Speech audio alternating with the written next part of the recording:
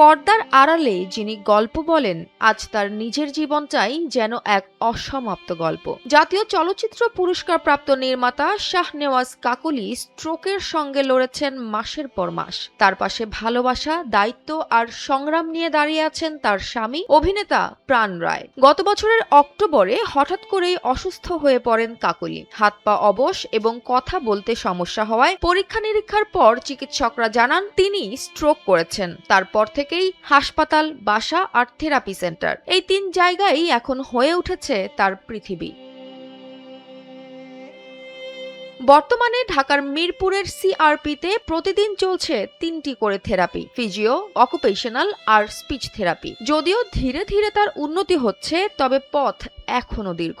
অথচ এটি একটি ব্যয়বহুল চিকিৎসা, যেখানে প্রতিদিন খরচ হচ্ছে প্রায় 8 থেকে 10 হাজার টাকা। গণমাধ্যম কর্মীদের এক সাক্ষাৎকারে অভিনেতা প্রাণ রায় বলেন, তার জমানো টাকা প্রায় শেষের দিকে। এদিকে সিনেমা বানানোর জন্য রাখা সঞ্চয়ও শেষ। এমনকি শেষ পর্যন্ত বিক্রি করতে হয়েছে নিজের শখের গাড়িটিকেও। প্রাণ রায়ের ভাষায়, সংসার, হাসপাতাল, চিকিৎসা সবকিছু মিলিয়ে এখন জীবনের সবচেয়ে কঠিন সময় পার করছেন তারা।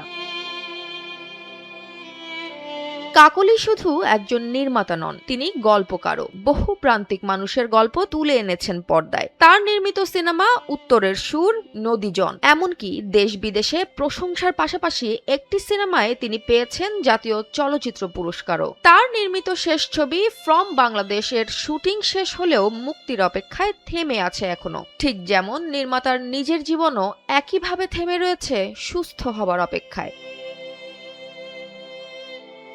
স্ট্রোক শুধু শরীর নয়, পরীক্ষা নেয় ধৈর্য, সম্পর্ক আর স্বপ্নেরও। তবুও আশা ছাড়েননি কাকলির স্বামী প্রাণ রায়, কারণ তিনি বিশ্বাস করেন একদিন আবার ক্যামেরার পেছনে দাঁড়িয়ে কাকলি বলে উঠবেন অ্যাকশন। কারণ শিল্পীরা কখনো থামেন না, তারা লড়ে যান। আর এই লড়াই শুধু একটি পরিবারের নয়, বাংলাদেশের চলচ্চিত্রেরও। জয়া হাসান, এনপিবি।